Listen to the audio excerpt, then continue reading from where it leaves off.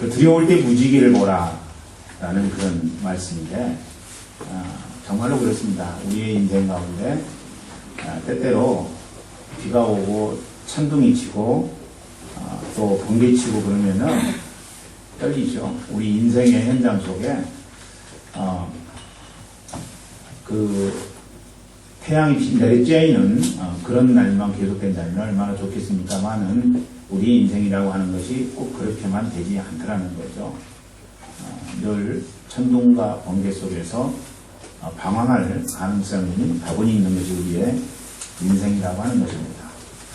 그러니까 여러분 이제 비가 오려고 하면은 천둥도 치고 번개가 치는 것과 같이 우리의 인생 속에도 참 내가 경험하고 싶지 않은 것, 참 문제구나 이런 생각이 드는 징조들이 있을 수 있다는 것입니다. 그런 징조들이 현실이 되어서 우리의 인생을 피곤하게 만들고 힘들게 하면은 참 우리의 삶이 공고해지고 그리고 어떻게 해야 될지 모를 그런 상황 가운데 우리가 빠지게 되는 것을 우리는 경험합니다.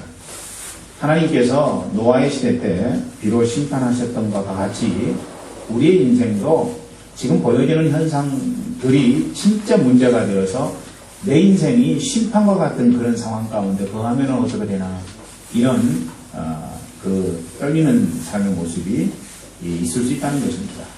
혹시 뭔가 잘못될까 많이 걱정이 되고 많이 두려움 속에 우리가 방황할 수가 있다는 것입니다.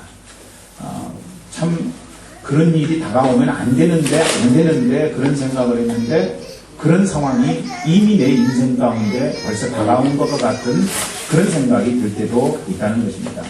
그래서 이제 오늘 우리는 2009년을 정리하면서 올해 혹시 우리가 하나님 앞에 사람들 앞에 온전한 모습으로 응답하지 못해서 또 인생을 잘 살지 못해서 내 인생 가운데 내가 생각하지 못했던 일들이 다가오면 어떡하나 내 인생이 좀 잘 됐으면 좋겠는데 지금 현재 상황을 바라보니까 전혀 내 인생 가운데 은혜의 삶이 주어지지 않을 것 같은 그런 불안한 마음이 들 때 오늘의 예배를 통해서 하나님이 말씀해 주시는 것과 같이 무지개를 봄으로 여러분의 인생이 복되고 귀한 은혜의 2010년도가 되기를 기대하는 마음으로 말씀을 증거합니다.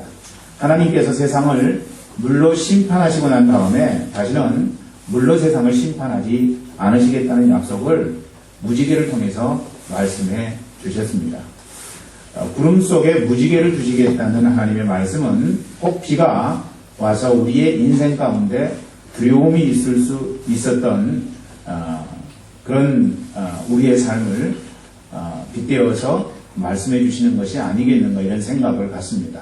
노아의 인생이 그랬다고요. 사실 여러분 40일 동안 비가 왔다라고 하는 것 쉬지 아니하고 하늘이 열려서 물이 쏟아지고 그리고 샘이 터져서 물이 땅에서도 이렇게 솟구치는 그런 상황. 그래서 세상의 모든 것들이 이 비에 의해서 물에 의해서 덮여버린 그런 상황 속에 있었던 노아의 마음 심령 가운데 하나님이 비를 주실 때 자라 보고 놀란가지고 소뚜껑 보고도 놀란다고 하나님이 이 비를 통해서 또 우리를 심판하시면 어떡하나 하는 그런 불안한 마음이 엄습해 왔으리라고 저는 생각을 합니다.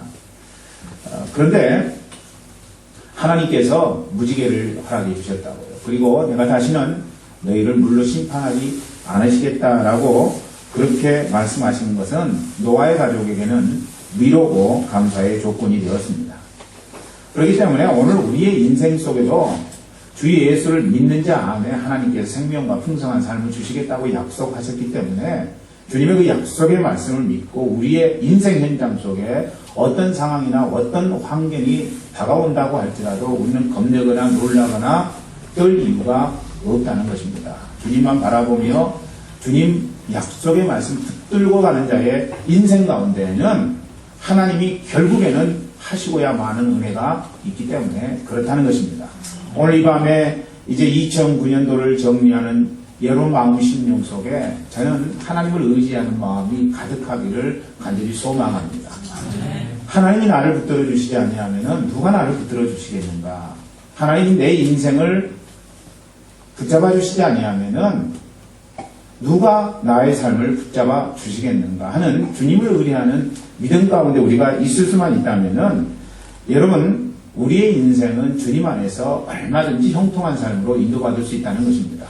어두움이 더하면 더해질수록 무지개가 선명해지는 것처럼 우리의 인생 속에 다가올 수 있는 고난이나 아픔이나 내가 경험하고 싶지 않은 그런 문제들이 다가오면 다가올수록 하나님이 우리에게 주셨던 내가 너를 붙들리라, 내가 너를 인도하리라, 내가 의로운 오른손으로 너를 붙잡아 주리라고 하는 하나님의 약속의 말씀은 더욱더 선명하게 나타날 수 있다는 사실입니다.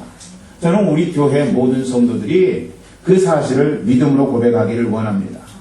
빗줄기가 굵어지면 굵어질수록 이 비가 언젠가는 멈추게 되리라고 하는 하나님의 시각으로 이 세상을 바라보고 내 삶의 문제를 바라볼 수 있는 그런 믿음의 분량으로 우리가 성숙했으면 좋겠다는 이야기입니다. 여러분 인생에 감당할 수 없는 시험과 아픔이 있을 때 우리는 하나님께서 나와 하여금 멸망치 않게 하시겠다고 약속하신 무지개를 보아야 된다는 것입니다. 성경의 말씀을 보면 얼마든지 주님이 그런 말씀을 우리에게 허락해 주셨습니다. 여러분이 잘 아시는 말씀 요한복음 3장 16절 말씀 보더라도 하나님이 세상을 이처럼 사랑하사 그 세상이라고 하는 것은 넓은 세상을 의미하는 것이 아니고 여러분 각자를 향한 주님의 말씀이라고 하는 것입니다. 여러분 개인을 향해서 이처럼 사랑하사 독생자를 주셨으니 이는 저를 믿는 자마다 멸망치 않고 영생을 얻게 하려 하신다고 주님 말씀하시지 않았습니까? 멸망치 않게 하시겠다는 거예요. 그러니까 멸망시킬 것 같은 인생의 여러 요소들이 우리의 삶 속에 다가온다 할지라도 여러분 하나도 겁내지 마시고 하나도 두려워하지 않을 것은 뭐냐면은 주님이 우리에게 약속의 말씀을 이미 허락해 주셨다는 것입니다. 구름 속에 무지개를 예비하신 것처럼 오늘 우리의 인생 속에도 하나님이 우리를 거뜬하게 이겨낼 수 있는 힘과 능력을 주셨으므로 여러분 그 주님 바라보면서 우리가 기뻐하고 감사하며 영광 돌려야 된다는 것입니다. 여러분 하나님께서 우리에게 허락하신 그 약속의 무지개가 무엇입니까? 신실하셔서 변개치 아니하시고 어제나 오늘이라 우리를 사랑해 주시는 그 하나님의 말씀입니다. 환경을 보면은 어때요? 여러분 당장 비가 우리를 삼킬 것 같습니다. 도저히 저 폭우를 내가 감당할 수 없을 것 같습니다. 그러나 환경 대신에 내가 죄진 상황 대신에 전능하신 하나님, 능력의 하나님을 우리가 바라볼 수만 있다면은 여러분 우리는 그 속에서 하나님 그분께서 우리에게 허락해 주시는 평안과 기쁨을 우리는 맛보아 알 수 있게 된다는 것입니다. 하나님이 주시는 행복을 우리가 경험할 수 있게 된다는 것입니다. 사랑하는 형제자매 여러분 혹시 지금 너무 어려우신가요? 지금 꽤 정신없는 혼란과 방황 속에 여러분 거하고 계시지는 않습니까? 그리고 절규하는 시간들을 여러분 스스로 개인적으로 감당하고 계시지는 않습니까? 말씀하시는 하나님 바라보시기를 소망합니다. 하나님 말씀하세요. 내 사랑하는 아이가, 내 사랑하는 딸아. 여러분 그렇게 말씀하시는 하나님, 그 하나님을 바라보시라는 이야기입니다. 우리가 하나님을 바라볼 때 그분은 분명 고통의 현장에 있을 우리에게 무지개를 허락해 주시게 된다는 것입니다. 그 무지개는 우리가 만들 수 있는 다른 사람들이 줄 수 있는 것이 아닙니다. 하나님만이 주실 수 있는 것입니다.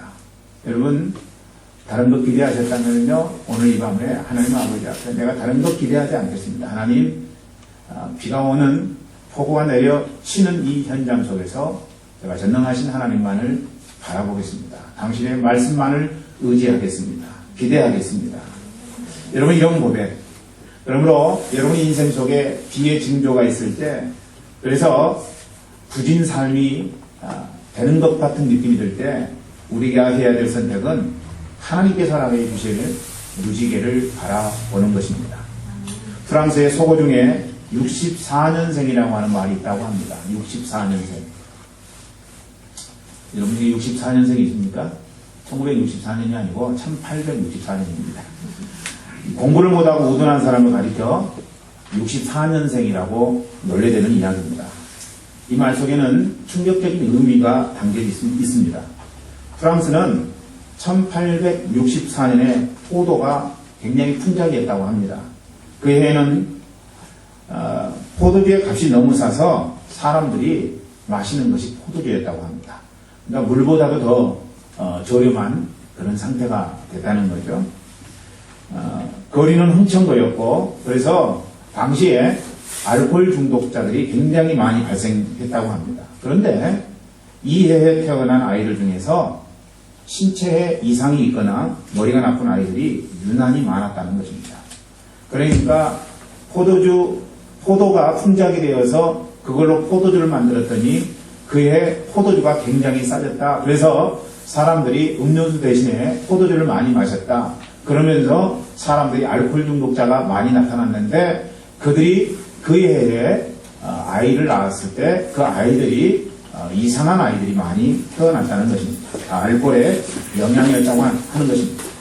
고통과 아픔을 여러분 술로 감당하게 되면은 64년생이 나타난다는 것입니다.